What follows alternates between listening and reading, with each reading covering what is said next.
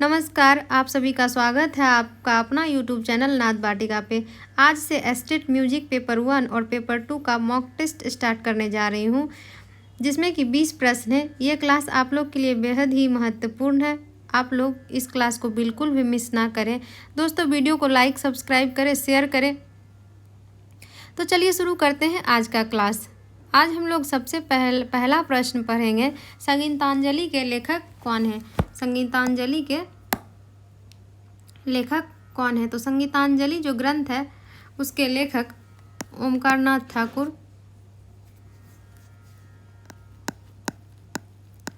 ओमकारनाथ ठाकुर है। ओमकारनाथ ठाकुर का जन्म 24 जून 1897 को गुजरात के जहाज गांव में हुआ था। गुजरात के जहाज गांव में हुआ था। ये ग्वालियर घराने से संबंध रखते थे। ग्वालियर घराने से संबंध रखते थे। इनके गुरु थे विष्णु दिगंबर पलुस्कर। विष्णु दिगंबर पलुस्कर। इनको 1954 में पद्मश्री मिला था। पद्मश्री मिला था और 1934 में एक संगीत निकेतन मुंबई में स्थापना किए थे। 1934 में संगीत निकेतन का स्थापना किए मुंबई में। इनका एक और ग्रंथ का नाम था प्रणब भारती और इनकी मृत्यु 29 दिसंबर 1967 की इनकी मृत्यु हो गई थी, ओमकारनाथ ठाकुर का। तो प्रश्न कह रहा है संगीतांजलि के लेखक कौन है? तो Omkarnath Thakur, option number C सही है। दूसरा नंबर प्रश्न है, मध्य सप्तक के षड्ज की आंदोलन संख्या क्या है? तो मध्य सप्तक की षड्ज की आंदोलन संख्या सा रे ग म प ध नी और ताड़सा। देखते हैं आंदोलन संख्या कितना है। सा का है 240, रे का 270 और ग का 300, मध्यम का 320, प का 360, ध का 400 और नी का 450 और ताड़सा का 480। प्रश्न कर रहा है मध्य सप्तक के षड्ज की आंदोलन संख्या। तो षड्ज का 240, ऑप्शन नंबर बी सही है। 3 नंबर प्रश्न है, राग तरंगिणी के लेखक कौन है? तो राग तरंगिणी के लेखक लोचन है।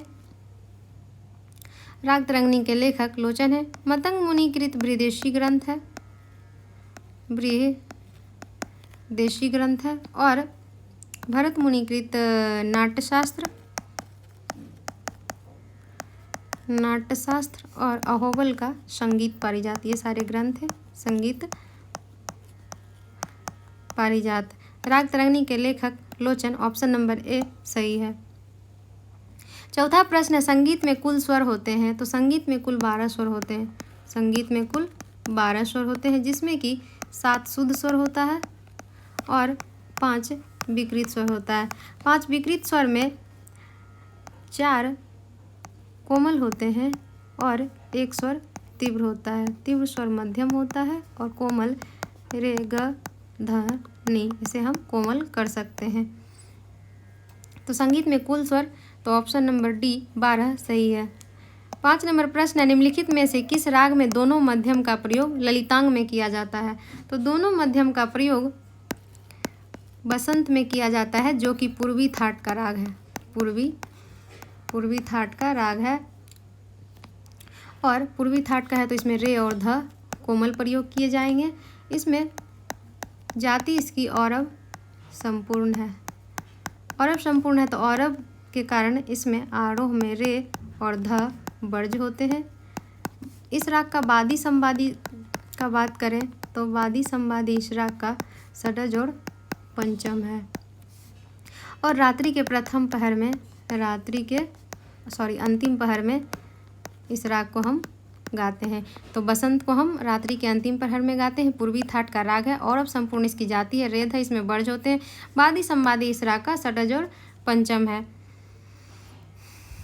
प्रश्न कह रहा है, निम्नलिखित में से किस राग में दोनों मध्यम का प्रयोग किए जाते हैं? तो बसंत में दोनों मध्यम का प्रयोग होता है। ऑप्शन नंबर बी बसंत सही है। 6 नंबर प्रश्न है, सितार में बजाई जाने वाली द्रुत गत को क्या कहते हैं? तो सितार में बजाई जाने वाली गत दो होते हैं। एक होता है मशीद खानी गत और एक होता है रजा खानी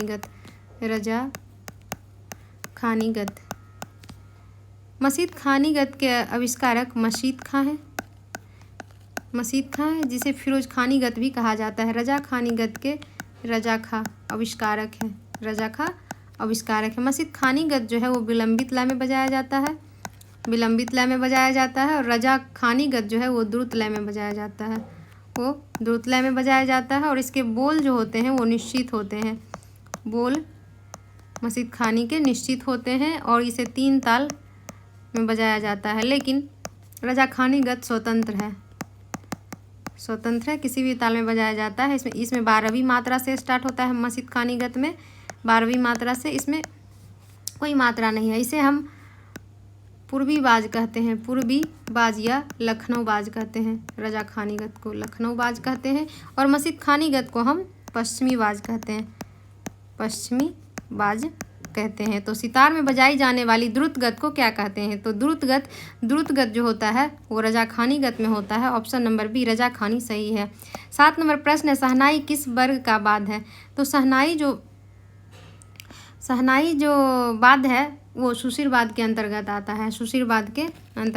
सुशीरवाद जिसमें कि हारमोनियम और सारे सुशीरवाद, हारमोनियम,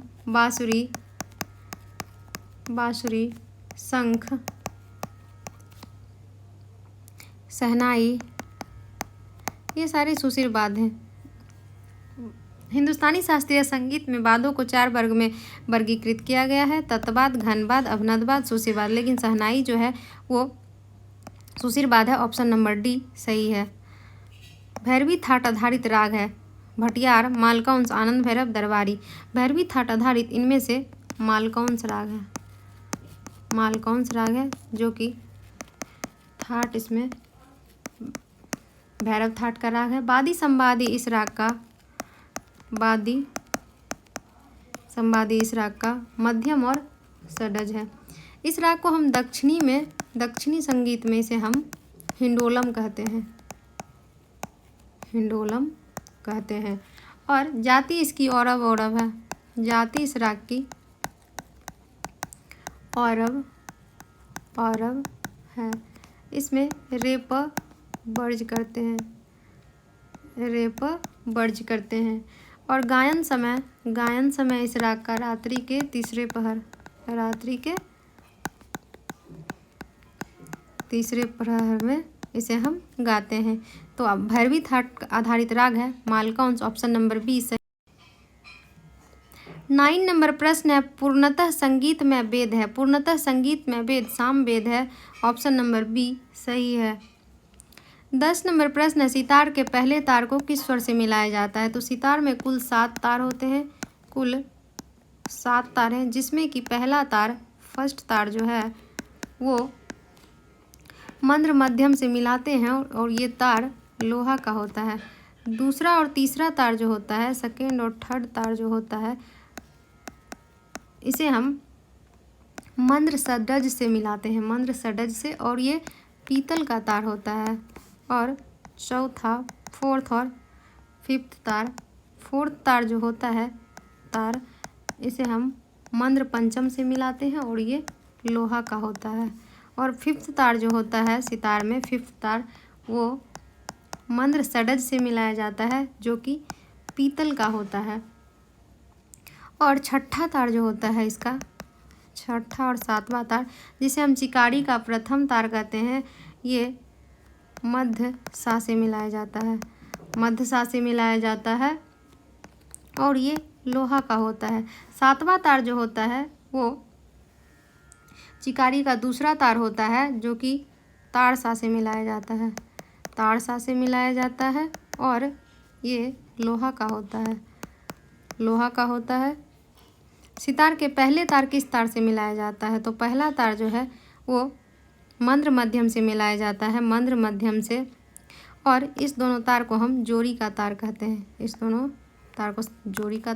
हैं, जोड़ी का तार, और इसको हम बाज का तार कहते हैं, बाज का तार, और इसको कहते हैं चिकारी का फर्स्ट तार, चिकारी का फर्स्ट तार, और इसे हम 7वां नंबर तार को चिकारी का सेकेंड तार कहते हैं। तो मंद्र मध्यम ऑप्शन नंबर ए सही है। 11 नंबर प्रश्न है, पंडित रविशंकर किस घराने से थे? तो पंडित रविशंकर जो थे वो मेहर घराने से थे। पंडित रविशंकर मेहर घराने से थे। पंडित रविशंकर का जन्म 7 अप्रैल 1920 को वाराणसी में हुआ था। इनके गुरु थे अलाउद्दीन खां,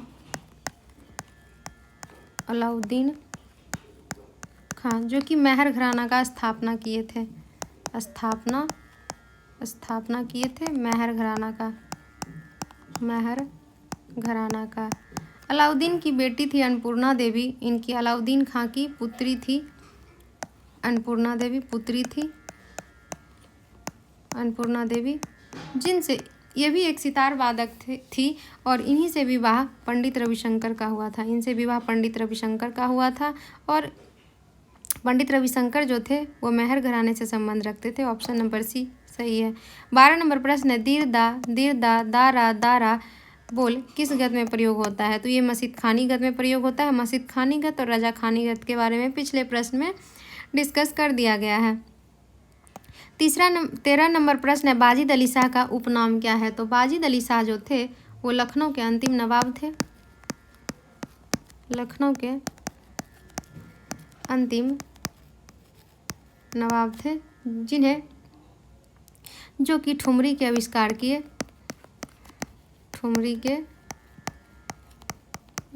किए। इन्हें अख्तर पिया के नाम से जाना जाता है। इनका उपनाम अख्तर पिया। तो ऑप्शन नंबर बी अख्तर पिया सही है। 14 नंबर प्रश्न है, घरानों की नींव किस काल में पड़ी? तो घरानों की नींव राजपूत काल में पड़ी। ऑप्शन नंबर बी सही है। 15 नंबर प्रश्न है, गुलू शब्द किस बात से संबंधित है? गुलू शब्द जो है वो सितार से संबंधित है। ऑप्शन नंबर बी सितार सही है। मियाँ मल्हार का थाट है। मियाँ मल्हार का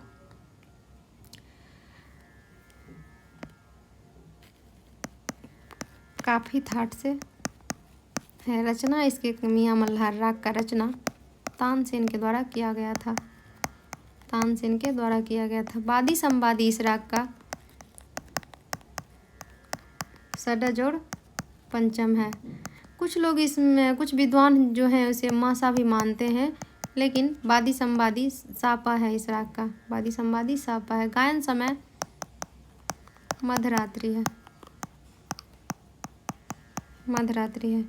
तो काफ़ी थाट का राग है मियाँ मल्हार। ऑप्शन नंबर डी काफ़ी सही है। 17 नंबर प्रश्न है, निम्न में से ऋषभ और धैवत कोमल युक्त राग कौन सा है? तो ऋषभ और धैवत जिसमें रे और ध कोमल लगते हैं वो भैरव होता है। रे और ध भैरव थाट का राग है, जिसमें कि रे ध कोमल प्रयोग किए जाते हैं, और जाति इस राग का संपूर्ण है। बादी संवादी इस राग का धैवत और ऋषभ है। गायन समय इस राग का प्रातः काल। ऑप्शन नंबर ए भैरव सही है। 18 नंबर प्रश्न है, चतुरंग में कितने अंग होते हैं? चतुरंग में 4 अंग होते हैं, जो कि ख्याल है और तराना है, पखावज के बोल है और सरगम है। तो ऑप्शन नंबर बी 4 सही है। 19 नंबर प्रश्न है, बागेश्वरी में गंधार शुद्ध व पंचम वर्जित करने पर राग बनता है। बागेश्वरी में गंधार शुद्ध व पंचम वर्जित करेंगे तो ये रागेश्वरी बनेगा। ऑप्शन नंबर ए सही है। 20 नंबर प्रश्न है, अमीर खुसरो के गुरु कौन थे? तो अमीर खुसरो के गुरु निजामुद्दीन औलिया हैं। अमीर खुसरो का जन्म 1253 ईस्वी में एंटा उत्तर प्रदेश में हुआ था। उत्तर प्रदेश के पटियाली गांव में हुआ था। पटियाली गांव में हुआ था। इन्होंने छोटा ख्याल, सितार, तबला, कव्वाली के आविष्कारक माने जाते हैं। और राग के आविष्कारक राग में आता है जैसे कि जिल्फ, सरपदा,